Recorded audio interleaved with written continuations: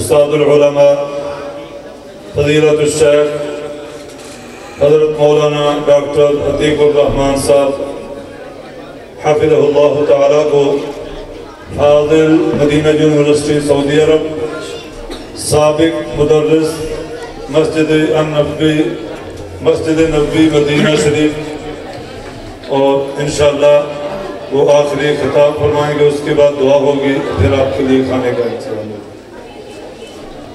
ان الحمد للہ نحمده ونستعینه ونستغفره ونؤمن به ونتوکل علیہ ونعوذ باللہ من شرور انفسنا ومن سیئات اعمالنا من يهده الله فلا مضل له ومن يضلله فلا هادي له وأشهد أن لا إله إلا الله وحده لا شريك له وأشهد أن محمدًا عبده ورسوله اللهم صل على محمد وعلى آل محمد كما صليت على إبراهيم وعلى آل إبراهيم إنك حميد مجيد اللهم بارك على محمد وعلى آل محمد كما باركت على إبراهيم وعلى آل إبراهيم إنك حميد مجيد رب اشرح لي صدري ويسر لي أمري واحلل عقدة من لساني يفقهوا قولي أما بعد فأعوذ بالله من الشيطان الرجيم لو أنزلنا هذا القرآن على جبل لرأيته خاشعا متصدعا من خشية الله وتلك الأمثال نضربها للناس لعلهم يتفكرون صدق اللہ مولانا العلیم۔ نہایت ہی عزت کے لائق مہمانان گرامی، معزز والدین اور معزز سامعین و معزز سامعات، خواتین و حضرات، یقیناً یہ بہت ہی بابرکت محفل ہے جس میں ہم نے قرآن مجید زبانی یاد کرنے والے پیارے بچوں کا آخری سبق سنا ہے، اور قرآن کی تلاوتیں سنی اور قرآن کی باتیں سنی ہیں۔ یقیناً قرآن مجید اس کائنات میں ایک لازوال، بے نظیر اور بے مثال کتاب ہے جو کہ رشد و ہدایت کا منبع ہے، خیر و برکت کا خزانہ ہے، اخلاق حسنہ اور حکمت و دانائی سے لبریز ہے۔ یہ کتاب اپنے ماننے والوں کو اوج ثریا کی بلندیوں تک پہنچا دیتی ہے، اور یہ کتاب اپنے چھوڑنے والوں کو اور پس پس ڈالنے والوں کو زمین کی گہرائیوں میں، پستیوں میں اور ذلتوں میں جو ہے وہ گرا دیتی ہے۔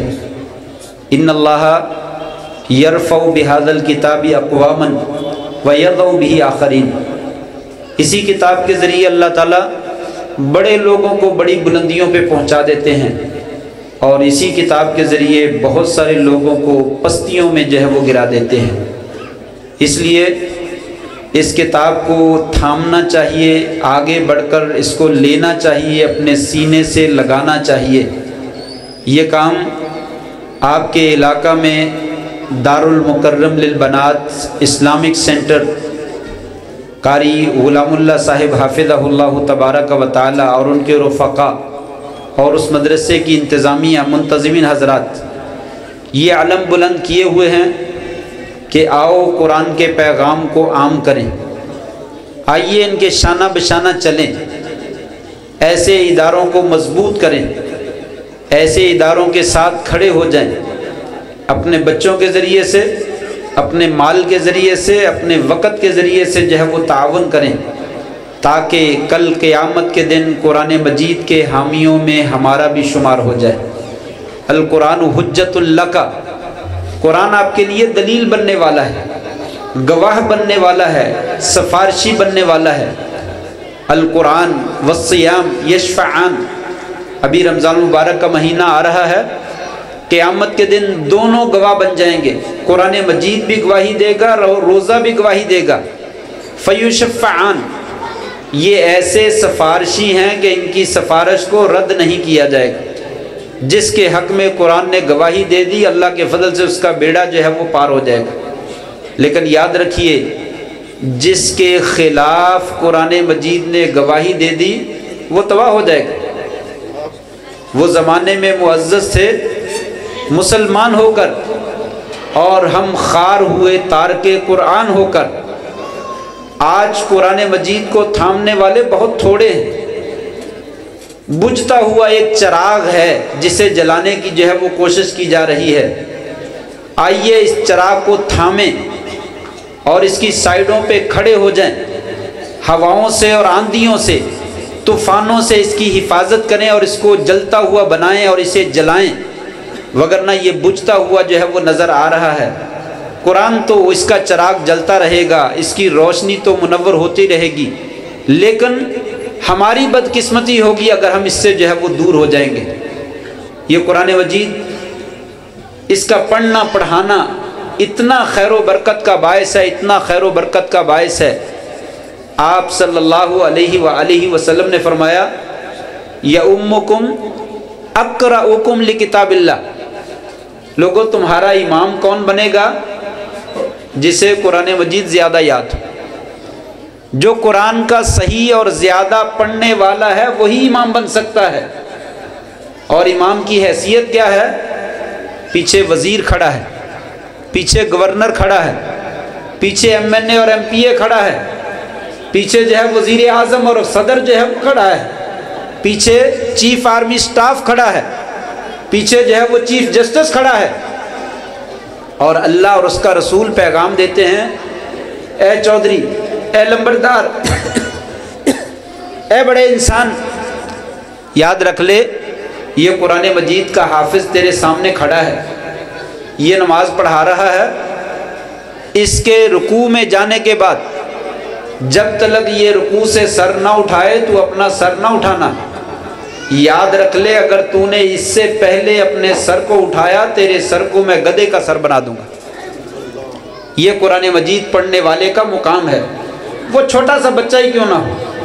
بنو سلمہ قبیلے کا ایک چھوٹا سا بچہ 7 سال کا 8 سال کا، وہ قرآن مجید کو زیادہ یاد رکھتا تھا۔ جب یہ حدیث سنی، یؤمکم اقرؤکم لکتاب اللہ، تمہارا امام وہ بنے گا جو تمہارا زیادہ قاری ہے۔ قبیلے والوں نے تلاش کیا تو بڑے لوگوں میں سے کوئی زیادہ قرآن مجید یاد کرنے والا نہ تھا۔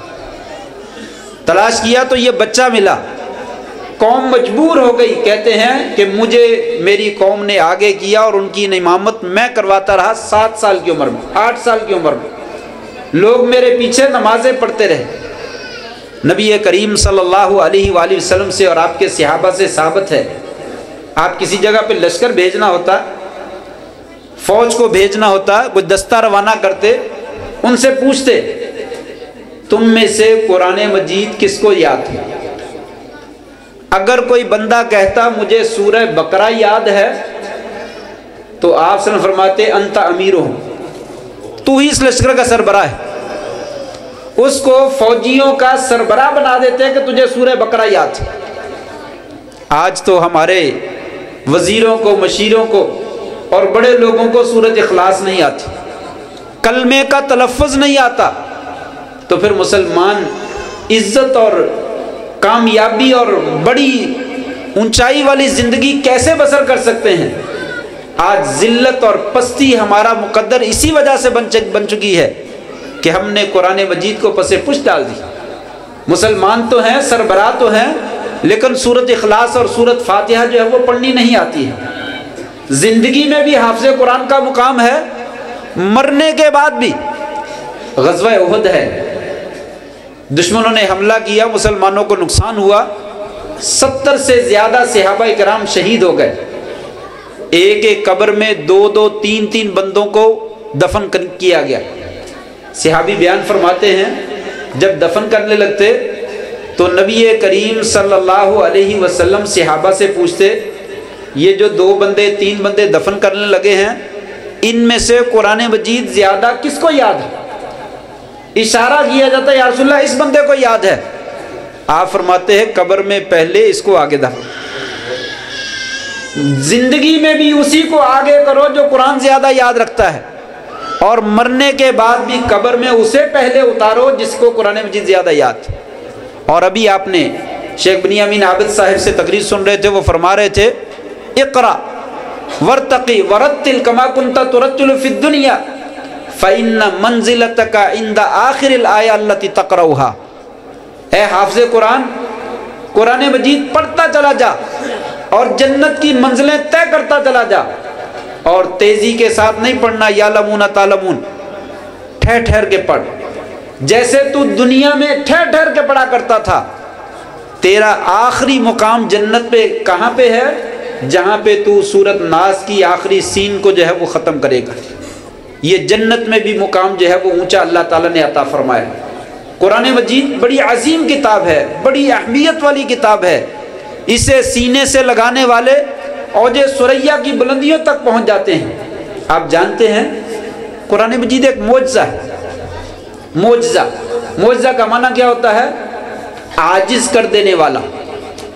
عاجز کر دینے والا، جس کی مثال اور جس طرح کا کام کوئی دوسرا نہ کر سکے اسے معجزہ کہتے ہیں. کوئی انسان اس طرح کا کام کر ہی نہ سکے. اللہ تعالیٰ نے قرآن مجید میں مختلف صورتوں کے شروع میں حروف تہجی کی شکل میں حروف مقطعات رکھے ہیں، جنہیں لوگوں نے لوح قرآنی بنا لیا ہے. الف لام میم، الف لام را، الف لام میم صاد، یاسین، طٰہٰ، تاسین، تاسین میم. یہ جو حروف تہجی ہیں، یہ جن کو حروف مقطعات کہتے ہیں اللہ تعالیٰ نے ان صورتوں کو شروع میں یہ الفاظ کیوں رکھے ہیں؟ مختلف قسم کے معنی بیان کیے گئے. ان میں جو سب سے زیادہ مناسب اس کی وضاحت کی گئی ہے وہ یہ ہے کہ اللہ تعالیٰ نے عرب لوگوں کو یہ چیلنج کیا. وہ لوگ آپ صلی اللہ علیہ وسلم پر اعتراض کرتے تھے کہ آپ نے قرآن مجید خود بنا لیا، یہ اللہ تعالیٰ کی کتاب نہیں ہے، آپ خود بنا کے لاتے ہیں. جب آپ فرماتے میں تو ان پڑھ ہوں، تو وہ کہتے آپ کا کوئی پیچھے ساتھی ہے، وہ بنا کر آپ کو دیتا ہے. کبھی وہ کہتے یہ شاعر کا کلام ہے، کبھی کہتے یہ کاہن کا کلام ہے، کبھی کہتے یہ نجومی کا کلام ہے. مختلف قسم کی باتیں کرتے. اللہ تبارک و تعالیٰ نے کہا الف لام میم، الف لام میم صاد، الف لام را، تاسین، تاسین میم. اے عرب والو، تم پوری دنیا کو گونگا سمجھتے ہو، تمہیں اپنی عربی زبان کے اوپر ناز ہے، فخر کرتے ہو کہ ہماری جیسی زبان کوئی بول نہیں سکتا. عربی لغت فصاحت و بلاغت سے بھرپور ہے، اس کے دیوان اور اس کے اشعار بہت سارے ہیں، اور بڑا خوبصورت کلام ہے، جس کی بنا پر عرب کے لوگ باقی دنیا کو اجمی کہتے ہیں. اجمی کا معنی گونگے.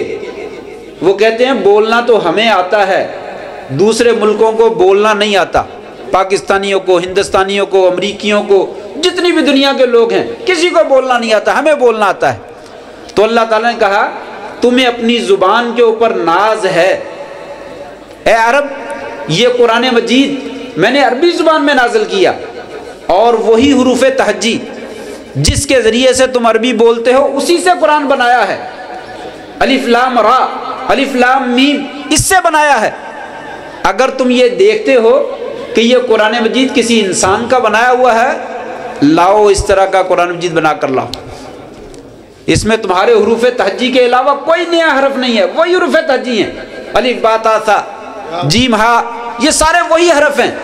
اگر تم یہ کہتے ہو کسی انسان نے بنایا تو اس طرح کا قرآن مجید بنا کر لے آؤ. پھر کہا نہیں، تم نہیں کر سکتے.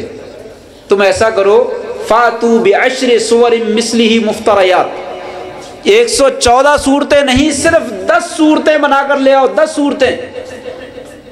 پھر کہا نہیں، تم یہ بھی نہیں کر سکتے. فَإِن لَّمْ تَفْعَلُوا وَلَن تَفْعَلُوا، تم جتنا مرضی ایڑی چوٹی کا زور لگا لو نہیں کر سکتے. تم قرآن مجید کی صرف ایک چھوٹی سی سورت جیسی سورت بنا کے لے آؤ. اِنَّا أَعْطَيْنَاكَ الْكَوْثَرَ فَصَلِّ لِرَبِّكَ وَانْحَرْ إِنَّ شَانِئَكَ هُوَ الْأَبْتَرُ، چھوٹی سی سورت ہے، اس طرح کی بنا لاؤ. عرب کے سارے فصیح و بلیغ، فصاحت و بلاغت اور زبان دانی کے ماہر عاجز آ گئے اور اس طرح کی ایک صورت بھی پیش نہ کر سکے۔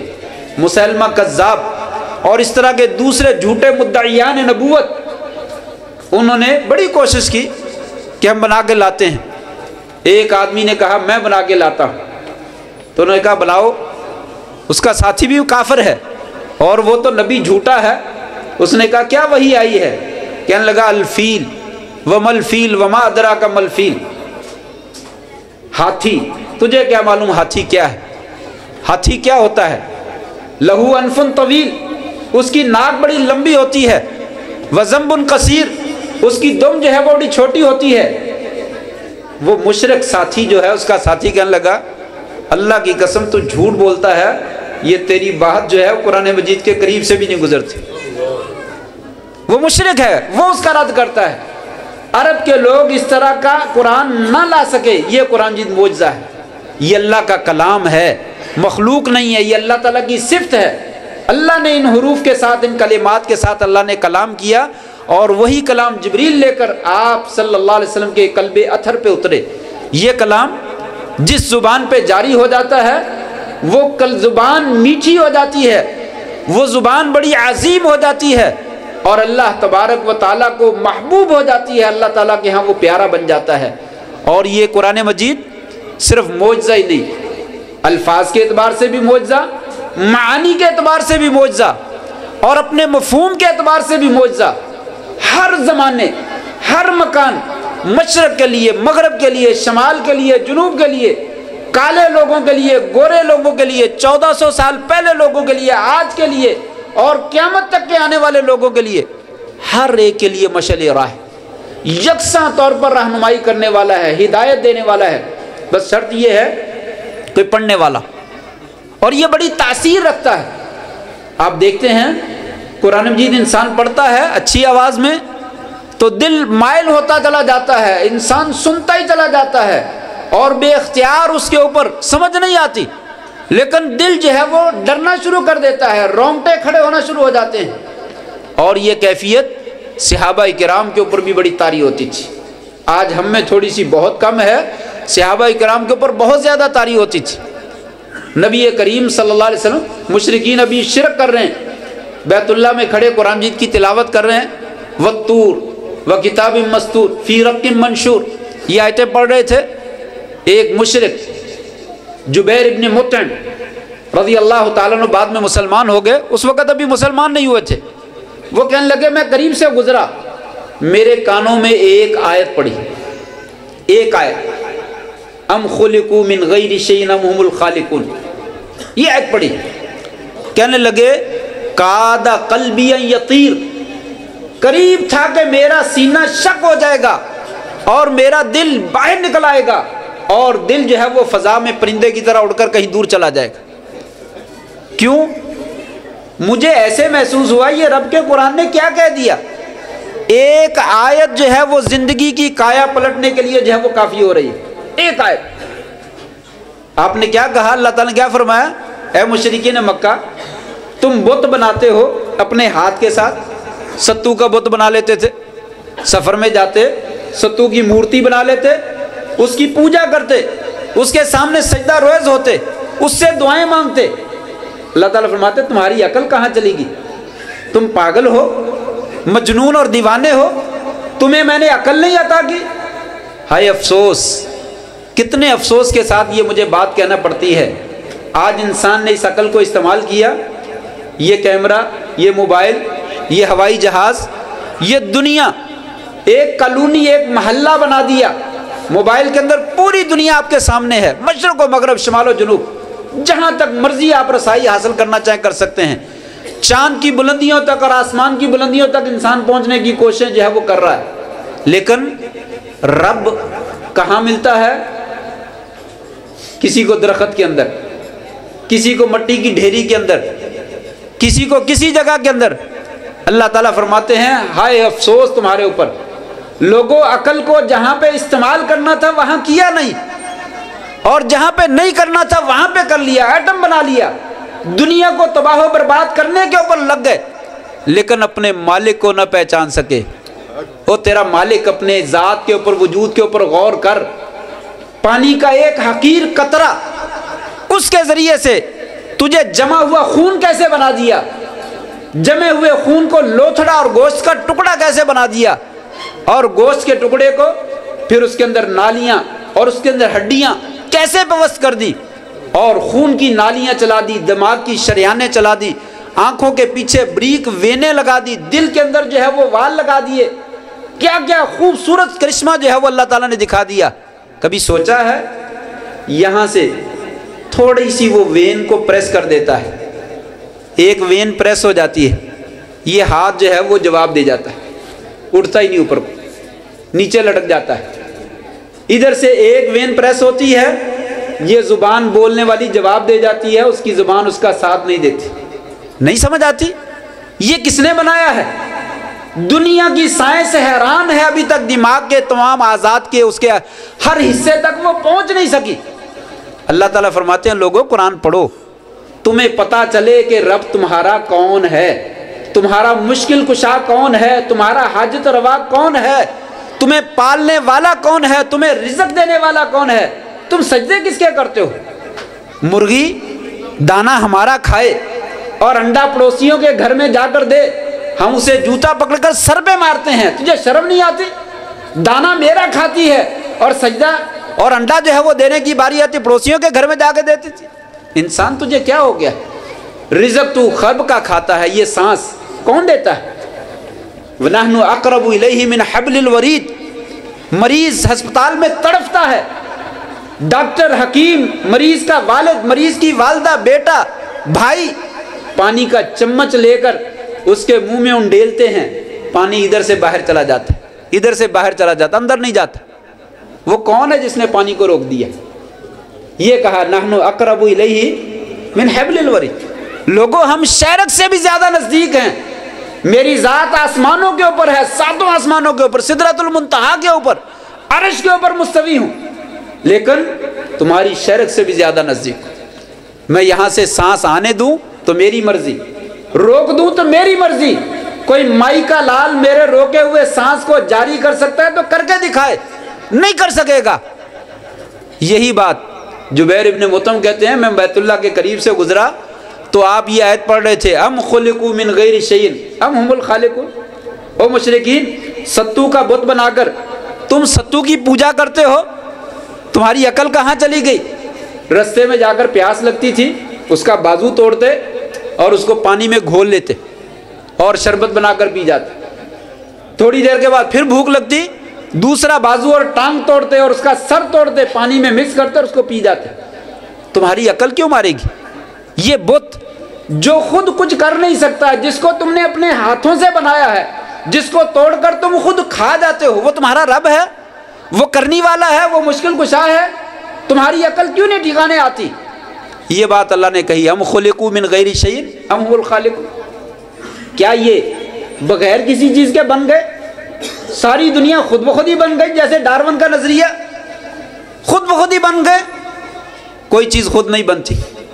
کوئی آدمی کہے یہ دیکھیے باہر تیز آندھی چلی، مٹی ہے مختلف قسم کی، درخت کو پتے ہیں، رنگ ہیں دنیا میں بڑے، ہوا سارے رنگوں کو اڑا کر لائی اور لا کر جو ہے یہ وائٹ بورڈ جو ہے، یہ آپ کی کپڑا جو ہے، اس کے اوپر وہ مٹی آگے گری اور یہ رنگ بکھرتے چلے گئے اور یہ الفاظ بنتے چلے گئے اور یہ عبارت لکھی گئی۔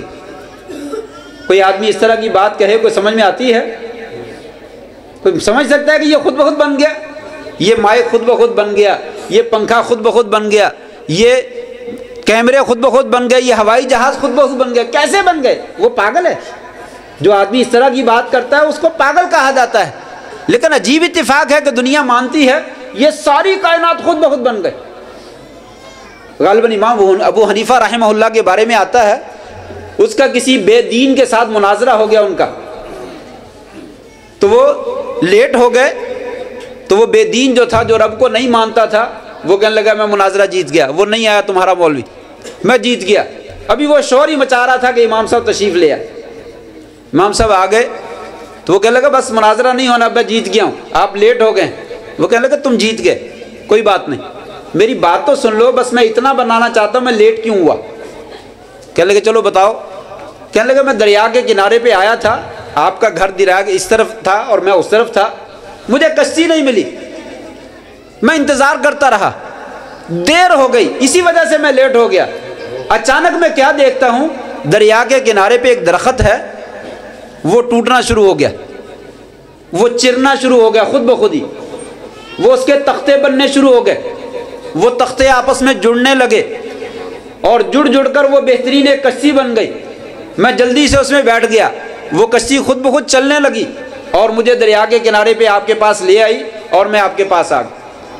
وہ دہریہ بے دین جو رب کو نہیں مانتا تھا، اللہ کو نہیں مانتا تھا، کہنے لگا لو مولوی صاحب مناظرہ تو ہارے ہی ہارے تھے، ان کا نعوذ باللہ من ذالک دماغ بھی خراب ہو گیا، وہ درخت بھی کٹتا ہے خود بخود ہی، اس کے تختے بھی بنتے ہیں اور اس کی کشتی بھی خود بخود بن جاتی، خود بخود بھی کوئی چیز بنتی ہے۔ وہ کہنے لگے، امام صاحب فرمانے لگے پھر دماغ میرا خراب نہیں ہے، تیرا خراب ہے۔ ایک کشتی تو خود بخود بن نہیں سکتی ہے، تو ساری کائنات کو کہتا خود بخود بن گئی ہے۔ یہی بات اللہ نے قرآن میں کہی، ہم خلقوا من غیر شیء، کیا یہ بغیر کسی کے پیدا کرنے کے پیدا ہو گئے ہیں؟ ام هم الخالقون، یا انہوں نے اپنے آپ کو خود بنایا ہے؟ کوئی آدمی اپنے آپ کو خود بنا سکتا ہے؟ نہیں بنا سکتا۔ یہ کیمرہ، یہ مائک اپنے آپ کو نہیں بنا سکتا، انسان اپنے آپ کو خود نہیں بنا سکتا۔ اگر خود بنا سکتا ہوتا تو فرعون موسیٰ علیہ السلام کو لے کر اپنے گھر میں پالتا ہی نہ، وہ کہتا اپنے آپ کو تو ساری دنیا بنا سکتی ہے، موسیٰ کی کیا ضرورت ہے؟ کہا اس کو رکھ لو، شاید یہی میں بیٹا بنا لوں، میرے گھر میں بیٹا ہی نہیں ہے۔ یہ خود بخود نہیں بنتے، بنانے والے کے ذریعے سے بنتے۔ یہ ایک آیت کہتے ہیں میری زندگی میں انقلاب پیدا کرنے کا ذریعہ بن گئی۔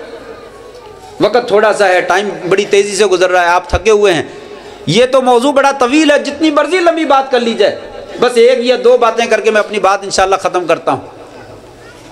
ایک صحابی رات کے وقت جو ہے وہ پہرا دے رہا تھا اور اس کا دوسرا ساتھی جو ہے وہ لیٹا ہوا تھا۔ جو پہرا دے رہا تھا وہ کہنے لگا کیوں نہ میں نماز پڑھ لوں۔ قرآن مجید کس قدر پورا تاثیر ہے، کس قدر زبردست اثر رکھتا ہے۔ کہنے لگا میں نے نماز نیت لی، میں نے کہا چلو پہرا بھی دیتا ہوں، نماز بھی نہ ساتھ پڑھے جاتا ہوں۔ دشمن دور سے کھڑا دیکھ رہا تھا، اس نے سمجھا کہ کوئی مسلمان کھڑا ہے تو کیوں نہ اس کو تیر مار دا جائے۔ اس نے ایک تیر پھینکا، کہتے وہ سیدھا جسم میں آگے لگا۔ اس نے تیر نکالا اور نماز جاری رکھی۔ دشمن نے کہا بندہ گرا نہیں، اس نے دوسرا تیر پھینکا، دوسرا بھی لگا جسم میں، وہ بھی نکالا اور نماز جاری رکھی۔ دشمن نے تیسرا تیر مارا، تیسرا بھی جسم میں لگا، اس نے تیسرا بھی نکالا اور نماز کو جاری رکھا۔ نماز پڑھی سکون کے ساتھ، تسلی کے ساتھ پڑھی۔ نماز پڑھنے کے بعد خون کافی سارا نکل گیا اس کا، وہ بے ہوش ہونے کے قریب ہوا اور اپنے ساتھی کو اس نے جگایا کہ مجھے سنبھال لو، طبیعت میری ٹھیک نہیں ہے۔ وہ اٹھا اور اس نے دیکھا یہ خون سے بھرا ہوا ہے، سارا لت پت ہے، کیا مسئلہ ہے؟ اس نے کہا اللہ کے بندے کب سے تیری کیفیت ایسے، پہلے کیوں نہیں بتلایا؟ اس نے کہا نماز شروع کر رکھی تھی، اس میں سورہ کہف کی تلاوت کر رہا تھا، جب تلک وہ سورت ختم نہیں ہوئی میرا نماز ختم کرنے کو جی نہیں چاہا۔ قرآن پڑھ کے اللہ سے انسان ہم کلام ہوتا ہے، اس کے پڑھنے کا لطف اور مزہ ہی اتنا آتا ہے کہ اسے چھوڑنے کو جی نہیں چاہتا۔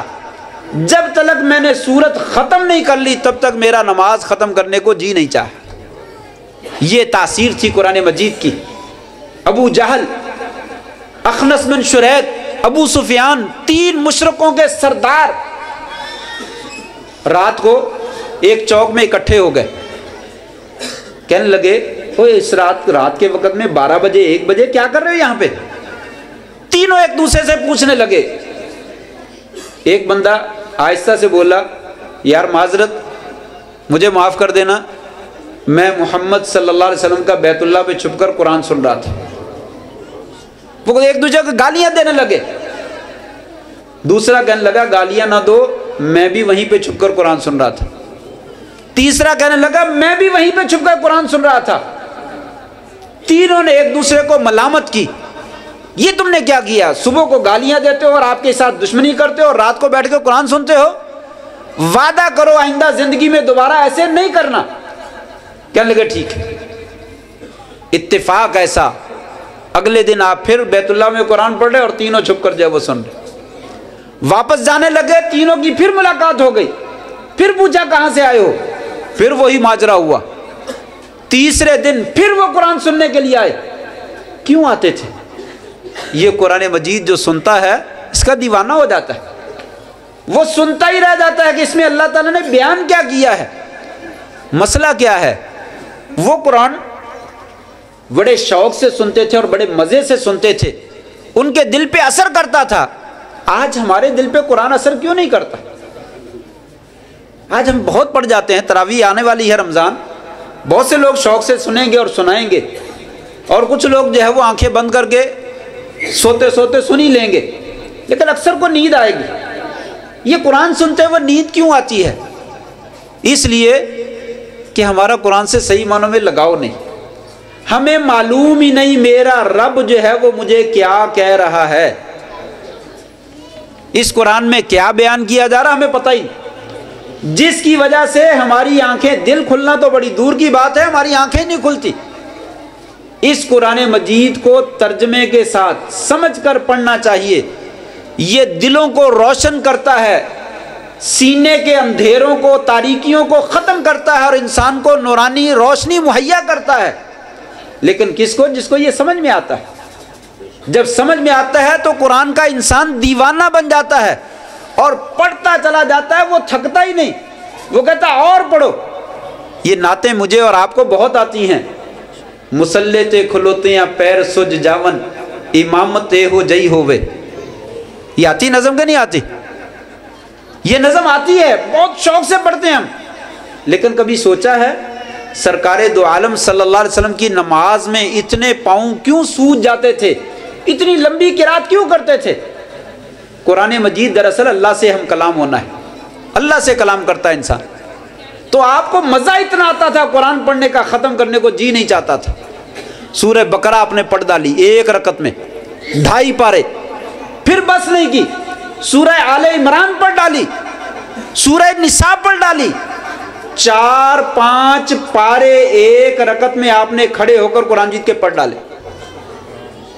آج میرے پاؤں اور آپ کے پاؤں فلم دیکھتے تو سوچ سکتے ہیں، پوری رات فنکشن شادی کا اور دوسرا کوئی فنکشن گزارتے ہوئے تو پاؤں سوچ سکتے ہیں، نماز میں نہیں سوچتے. تھوڑی سی نماز لمبی ہو جائے، قاری صاحب کیا بات ہے، مسجد میں رہنا نہیں ہے، آپ یہاں پہ ٹکنا نہیں چاہتے، چودھری صاحب کی کمر میں درد ہے اور آپ نے اتنی لمبی نماز پڑھا دی. کتنی لمبی پڑھائے گا قاری؟ 10 منٹ کی بجائے 15 منٹ کی کر دے، 20 منٹ کی کر دے گا. تو یہ قرآن مجید جب سمجھ میں آتا ہے تو پھر مزہ آتا ہے. اس لیے قرآن مجید جو ہے وہ سمجھ کر پڑھنا چاہیے. ومن اعرض عن ذکری، بس یہ آیت ہے، اس کا ترجمہ کر کے میں بات ختم کرتا ہوں. ومن اعرض عن ذکری فإن له معیشۃ ضنکا ونحشره یوم القیامۃ اعما قال رب لم حشرتنی اعما وقد كنت بصیرا قال كذلك اتتك آیاتنا فنسیتها وكذلك اليوم تنسى. جو لوگ ہمارے ذکر سے، قرآن مجید سے منہ موڑتے ہیں، قرآن کو پسے پش ڈال دیتے ہیں، ہم ان کے لیے کیا کرتے ہیں؟ دنیا کی زندگی ان کے اوپر تنگ کر دیتے ہیں، سکون سے زندگی بسر نہیں کر سکتے. آج مسلمانوں کی بالخصوص زندگیاں تنگ ہیں. کیوں؟ قرآن مجید کو پسے پش ڈالا ہوا ہے. فَإِنَّ لَهُ مَعِيشَةً ضَنْكَا وَنَحْشُرُهُ يَوْمَ الْقِيَامَةِ عَامًا. قیامت کے دن ہم اندھا کر کے اٹھائیں گے. وہ کہے گا انسان، یا اللہ مجھے اندھا کیوں کر دیا؟ دنیا میں تو میری 2 آنکھیں موجود تھی، آج میری 2 آنکھیں کہاں چلی گئی ہیں؟ جواب دیا جائے گا كَذَلِكَ أَتَتْكَ آیاتنا. تیرے پاس قرآن نہیں آیا تھا ہمارا، ہماری آیتیں نہیں آئی تھی، تجھے پڑھ پڑھ کر نہیں سنائی جاتی تھی، تو نے ان کو پسے پش ڈال دیا، بھلا دیا. مولوی صاحب آپ کے پاس ٹائم ہے، میرے پاس ٹائم نہیں ہے. بچے کو داخل کرا دو، اسکول میں داخل پڑھنا ہے، انگلش میڈیم میں پڑھنا ہے، وہ فلاں DPS میں پڑھنا ہے، فلاں جگہ پہ جانا ہے. مولوی صاحب گھر میں آ کے پڑھا دیا کرو. گھر میں بھی آ جاتے ہیں مولوی صاحب پڑھانے، تو قاری صاحب آج چھٹی کر لیں، بچے کی طبیعت ٹھیک نہیں ہے. قاری صاحب آج بچے نے پڑھنے جانا ہے، آج جو ہے وہ اسکول کا امتحان ہو رہا ہے. قاری صاحب آج ہمارا فنکشن ہے، آج چھٹی کر لیں. لیکن اسکول بیٹا چھٹی نہیں کرنی. 1 لاکھ روپیہ فیس دی ہے وہاں پہ، اگر بیمار ہو جائے تو فون کرتا ہے بیٹے کا ہوم ورک کیا ہے، قرآن مجید کو پسے پش ڈالا ہوا ہے۔ کہا جس طریقے سے دنیا میں تو نے قرآن کو بھلا دیا، جاؤ آج کے دن ہم نے بھی تمہیں بلا دیا۔ آج قرآن مجید کے ساتھ تعلق جوڑنے والے ہیں کون؟ کتنے لوگ ہیں؟ سروے کرنے والوں نے بتلایا 95% یا 90% ایسے لوگ ہیں جن کو بالکل قرآن مجید پڑھنا ہی نہیں آتا۔ مسلمانوں میں، غیر مسلموں کی بات نہیں کر رہا، پاکستان میں 90% لوگ ایسے ہیں جن کو قرآن مجید سرے سے پڑھنا نہیں آتا۔ ان کو دکان پہ بیٹھے اگر آپ گالیاں سنیں تو PhD کی ڈگری والیاں وہ گالیاں سناتے ہیں۔ زبان اتنی تیزی سے چلتی ہے کہ انسان پریشان ہو جاتا ہے یہ کیسے گالیاں دیتا ہے۔ جب اسے کہا جائے قرآن پڑھ لو تو کہتا ہے قرآن کی مجید کے لفظ میری زبان پہ نہیں چڑھتے، زبان بڑی موٹی سی ہے، بڑی موٹی ہوگی، گالیاں بڑی چڑھتی ہیں۔ کہا 90% لوگ ایسے ہیں جنہیں قرآن پڑھنا ہی نہیں آتا۔ کچھ اور آگے بڑھا لیں، 10% ہیں جن کو پڑھنا آتا ہے۔ 10% میں سے بھی 6-7% ایسے ہیں جن کو صحیح پڑھنا نہیں آتا۔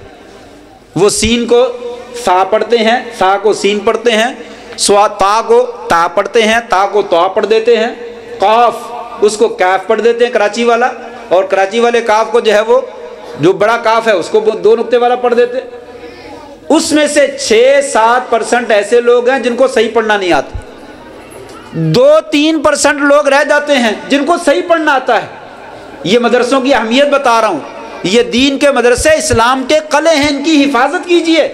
2-3% لوگ ہیں جن کو پڑھنا آتا ہے، اور ان میں سے بھی جو 2-3% صحیح پڑھنے والے ہیں ان میں سے 2% بلکہ 2.90% لوگ ایسے ہیں جن کو پتہ نہیں ہم پڑھتے کیا ہے، اس میں اللہ نے کہا کیا ہے، اس کا مطلب کیا ہے، جس کی وجہ سے نماز میں ہماری توجہ نہیں رہتی، تراویح میں ہمیں شوق نہیں رہتا اس کا زیادہ پڑھے۔ قاری صاحب آج تو آپ نے تھکا دیا، آج لگتا 2 پارے پڑھے ہیں، کل جتنا ٹائم تو نہیں لگا ہے تو زیادہ ٹائم لگا دیا۔ ہم یہی دیکھتے رہتے ہیں۔ 2.90% لوگ ایسے ہیں جن کو قرآن کے مطلب کا ہی پتہ نہیں۔ 10% لوگ ہیں جن کو پتہ ہے قرآن مجید یہ کہہ رہا ہے، اور ان میں سے عمل کرنے والے کتنے ہیں وہ مجھ سے زیادہ آپ جانتے ہیں۔ سود کی آیتوں کا کس کو پتہ نہیں ہے کہ سود حرام ہے، اور کتنے لوگ کھاتے ہیں۔ غریبوں کا اور یتیموں کا مال ناجائز نہیں کھانا چاہیے، یہ قرآن کہتا ہے۔ اپنے پیٹوں میں جہنم کی آگ نہ بھرو، کون نہیں بھرتا۔ جھوٹ بولنے والے پر اللہ کی لعنت ہے، کون جھوٹ نہیں بولتا۔ میں بھی آپ کے ساتھ شامل ہوں، اپنے اپنے گریبان میں جھانک کر دیکھیں کون سچ بولتا ہے۔ امانت میں خیانت نہیں کرنی ہے قرآن کہتا ہے، لیکن کون عمل کرنے والا ہے؟ تو جب یہ ہمارا رویہ ہے قرآن کے ساتھ تو شاعر نے غلط نہیں کہا۔ وہ زمانے میں معزز سے مسلمان ہو کر اور ہم خار ہوئے تارک قرآن ہو کر آج امریکہ، یورپ، برطانیہ، جرمنی، انڈیا اور دوسرے تمام ممالک، غیر مسلم ممالک مسلمانوں کے اوپر بھوکے بھیڑیوں کی طرح حملہ آور ہیں۔ کیوں حملہ آور ہیں؟ ہمارا رب کے ساتھ تعلق تھا وہ ٹوٹا ہوا ہے، اس کو جوڑنے کی ضرورت ہے۔ یہ تھوڑا سا جوڑنے کی کوشش کی جا رہی ہے، اس کے ساتھ مل جائیں اور اس کے ساتھ تعاون کریں، دامے دل میں سکھنے جتنا بھی ہو سکتا ہے تعاون کریں، اور اللہ کے ساتھ دعا بھی کریں۔ اللہ تعالیٰ ان لوگوں کو بھی کامیاب فرمائے، ہمیں بھی کامیاب فرمائے، اور ہمارا ماضی ہمیں واپس کر دے، ہماری عزت، ہماری بلندی اور ہمارا عروج جو تھا اللہ تعالیٰ ہمیں عطا کر دے۔ یا اللہ ہمیں قرآن مجید کے ساتھ صحیح معنوں میں تعلق جوڑنے کی توفیق نصیب فرما دے۔ ہمارے بچے جو قرآن یاد کر رہے ہیں، اللہ قرآن مجید کو ان کے دلوں کا نور بنا دے۔ یا اللہ ان بچوں کو اپنے والدین کے لیے، اپنے اساتذہ کے لیے اور مدرسوں کی انتظامیہ کے لیے بہترین صدقہ جاریہ جو ہے وہ بنا دے۔ اللہ جو باتیں کی ہیں ان میں سے جو صحیح بات ہے کہنے والے کو بھی اور سننے والوں کو سب کو عمل کرنے کی توفیق نصیب فرما دے۔ جو اس میں کوئی غلط بات ہوئی ہے اللہ وہ میری جانب سے ہے، مجھے معاف فرما دے، اور میرے حال پہ اور ہم سارے حال کے، ہمارے سب کے حال کے اوپر جو ہے وہ رحم فرما دے۔ وآخر دعوانا ان الحمدللہ رب العالمین۔ تمام حضرات سے میری ایک اپیل ہے، میں ملتمس ہوں، میری طبیعت بھی کافی دنوں سے خراب ہے، میرے لیے آپ نے خصوصی دعا کرنی، اللہ مجھے صحت دے۔ تو وہ طبیعت سب سے زیادہ دماغ کی اثر انداز ہے، میں بھول جاتا ہوں، بہت سارے نام بھول جاتا ہوں، آپ نے خصوصی دعا کرنی، اللہ مجھے صحت دے۔ دوسری بات ہمارے ادارے میں ادارے کے ساتھ بہت زیادہ محبت کرنے والے ایک خاتون جو کہ اس دنیا سے جا چکی ہے، ان کے شوہر تھے عاشق صاحب، ان کی بیٹی سدرا اور دوسری بہت ہی اچھی بچیاں، بہت ہی محنت سے پڑھنے والے لائق بچیاں. ان کی والدہ محترمہ کے لیے بھی دعا کرنی، اللہ ان کی قبر کو جنت کے باغوں میں سے باغ بنائے. میں ملتمس ہوں محترم جناب ڈاکٹر عتیق الرحمان صاحب سے دعا فرما دیں. اللہ آپ کو جزائے خیر دے. ڈاکٹر عتیق الرحمان صاحب کئی سال الحمدللہ مسجد نبوی میں بطور استاد مدرس رہ کر درس دے کر پاکستان میں تشریف لائے ہیں. یا رب لک الحمد کما ینبغی لجلال وجہک وعظیم سلطانک. اللہم صلی علی محمد وعلی آل محمد کما صلیت علی ابراہیم وعلی آل ابراہیم انک حمید مجید. اللہم بارک علی محمد وعلی آل محمد کما بارکت علی ابراہیم وعلی آل ابراہیم انک حمید مجید. ربنا ظلمنا انفسنا وإن لم تغفر لنا وترحمنا لنكونن من الخاسرین.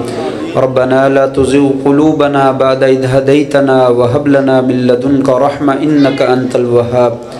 يا قاضي الحاجات اقض حاجاتنا وحاجات المسلمين. يا شافي الأمراض اشف مرضانا ومرضى المسلمين. اللهم ذهب الباس رب الناس واشف أنت الشافي لا شفاء إلا شفاؤك شفاء لا يغادر سقما. اللهم إنا نسألك من الخير كله عاجله وعاجله ما علمنا منه وما لم نعلم ونعوذ بك من الشر كله عاجله وآجله ما علمنا منه وما لم نعلم. اللهم أصلح لنا ديننا الذي هو عصمة أمرنا وأصلح لنا دنيانا التي فيها معاشنا وأصلح لنا آخرتنا التي إليها معادنا واجعل الحياة زيادة لنا في كل خير واجعل الموت راحة لنا من كل شر. اللهم رحمتك نرجو فلا تكلنا إلى أنفسنا طرفة عين وأصلح لنا شأننا كله لا إله إلا أنت. اللهم إنا نسألك علما نافعا وعملا متقبلا ورزقا حلالا واسعا طيبا. اللهم اجعل القرآن العظيم ربيع قلوبنا. اللهم اجعل القرآن العظيم ربيع قلوبنا ونور صدورنا وجلاء أحزاننا وذهاب همومنا وغمومنا. اللهم طهر قلوبنا من النفاق وأعمالنا من الرياء وألسنتنا من الكذب وأعيننا من الخيانة إنك تعلم خائنة الأعين وما تخفي الصدور. اللهم انصر الإسلام والمسلمين. اللهم أعز الإسلام والمسلمين. اللهم أذل الشرك والمشركين ودمر أعداء الدين. اللهم انصر المسلمين المستضعفين في غزة. اللهم انصر المسلمين المستضعفين في فلسطين. اللهم انصر المسلمين المستضعفين في كشمير. اللهم انصرهم نصرا مؤزرا. اللهم انصرهم نصرا عزيزا. اللهم أهلك اليهود والنصارى والمجوس ومن شايعهم. اللهم أهلكهم وزلزلهم. اللهم شتت شملهم ومزق جمعهم. اللهم خرب بنيانهم ودمر ديارهم وأنزل بهم بأسك الذي لا ترده عن القوم المجرمين. اللهم انصرنا ولا تنصر علينا. اللهم أعزنا ولا تذلنا. اللهم أكرمنا ولا تهنا. اللهم زدنا ولا تنقصنا. مولا کریم جہاں کہیں بھی مظلوم مسلمان ہیں اللہ ان کی مدد فرما. کشمیر میں، فلسطین میں، غزہ میں یا اللہ دوسری جگہوں پہ جہاں بھی مسلمانوں پہ ظلم کیا جا رہا ان کی حفاظت فرما. اللہ ظالموں کو نیست و نابود فرما. اللہ ظالموں کو تباہ و برباد فرما دے. اللہ جو تیرے بھی دشمن ہیں، تیرے دین کے دشمن ہیں، مسلمانوں کے دشمن ہیں، ان کے شر سے امت مسلمہ کو محفوظ فرما. اللہ کشمیری مسلمانوں کی حفاظت فرما. فلسطینی مسلمانوں کی حفاظت فرما. اور جہاں کہیں مظلوم مسلمان ہیں ان کی مدد فرما. مولا کریم ہم میں جو بیمار ہیں ان کو شفائے کامل عاجلہ عطا فرما. بلڈ پریشر کے، شوگر کے اور ہارٹ پیشنٹ کے اور فالج زدہ ہیں مولا کریم جس طرح کی بھی بیماری ہے، ہمارے بزرگ ہیں، نوجوان ہیں، بیٹے ہیں، بیٹیاں ہیں، مائیں ہیں، بہنیں ہیں، اللہ سب بیماروں کو شفائے کامل عاجلہ عطا فرما. ہسپتالوں میں ہیں، گھروں میں ہیں، یہاں پہ موجود ہیں، ہمارے موجود نہیں ہیں، دوسری جگہ پہ ہیں. اللہ جنہوں نے دعا کے لیے کہا، جنہوں نے نہیں کہا، سب بیماروں کو شفائے کامل عاجلہ عطا فرما. اللہ جن بچوں نے قرآن مجید یاد کیا ہے ان کو یاد رکھنے کی توفیق نصیب فرما. ان کو پڑھ کر عمل کرنے کی توفیق نصیب فرما. اللہ ان کو اسلام کے بہترین مجاہد اور مبلغ اور خطیب بنا، اسلام کے دائی بنا. مولا کریم ان کو اپنے والدین کے لیے، اپنے اساتذہ کے لیے، اپنے ادارے کے لیے بہترین صدقہ جاریہ بنا دے۔ یا اللہ جن والدین نے اپنے بچوں کو تیرے دین کے لیے وقف کیا، ان کی محنتوں کو قبول فرما، ان کے رزق میں، ان کے مال میں، ان کے دین و دنیا میں برکتیں نصیب فرما۔ اللہ جن اساتذہ نے محنتیں کر کے بچوں کو تیار کیا، پڑھایا ہے، اللہ ان کی محنتوں کو قبول فرما۔ یا اللہ وہ تیرے دین کو زندہ کرنے کی کوشش کر رہے ہیں، اللہ ان کے گھروں کو تو آباد فرما دے، ان کی حاجتوں کو، ان کی ضرورتوں کو تو پورا فرما دے۔ یا اللہ ان کی محنتوں کو قبول فرما لے، ان کے رزق میں، ان کے اہل خانہ میں، ان کے گھر بار میں، دین و دنیا میں برکتیں نصیب فرما۔ یا اللہ جو لوگ مدرسوں کے ساتھ تعاون کرتے ہیں، ان کے شانہ بشانہ کھڑے ہوتے ہیں، اللہ ان کی محنتوں کو قبول فرما لے، اللہ ان کے رزق میں بھی اور ان کی اولادوں میں برکتیں نصیب فرما دے، اللہ ان کی دنیا بھی بہتر فرما دے، ان کی آخرت بھی بہتر فرما۔ اللہ یہ دین کے قلعے، ہمارے مدارس جو ہیں وہ دین کے محافظ ہیں، اللہ ان کی حفاظت فرما، ان کو رہتی دنیا تک آباد فرما۔ یا اللہ ان کو رہتی دنیا تک آباد فرما۔ یا اللہ یہ مدرسے اور یہ مسجدیں یہ تیری نشانیاں ہیں، تیرے نبی کی نشانیاں ہیں، اللہ ہم ان کے ساتھ جڑے ہوئے ہیں، ہمارا ان کے ساتھ جڑنا جو ہے وہ قبول فرما لے۔ یا اللہ جتنے لوگ بھی دین کے ساتھ تعاون کرتے ہیں، ان کا تعاون کرنا جو ہے وہ قبول فرما لے۔ اللہ ہمارے ملک پاکستان میں اسلام کا، مسلمانوں کا اور دین کا بول بالا فرما، ہمیں نیک اور صالح حکمران نصیب فرما، ہمیں عادل اور صحیح انصاف کرنے والے حکمران جو ہے وہ نصیب فرما۔ یا اللہ ہمیں بھی ایسے اعمال کی توفیق دے جس کے ذریعے سے ہمارے حکمران جو ہے وہ اچھے بن جائیں۔ یا اللہ ملک پاکستان اور تمام اسلامی ملکوں کی حفاظت فرما۔ ربنا آتنا فی الدنیا حسنہ وفی الآخرۃ حسنۃ وقنا عذاب النار۔ مولا کریم جن بھائیوں نے یہ خوبصورت پروگرام ترتیب دیا ہے، ان کی محنتوں کو قبول فرما لے، انہیں دن دگنی رات چوگنی جو ہے وہ ترقی نصیب فرما۔ ربنا تقبل منا انک انت السمیع العلیم وتب علینا انک انت التواب الرحیم، وصلی اللہ وسلم علی نبینا محمد وعلی آلہ وصحبہ اجمعین برحمتک یا ارحم الراحمین۔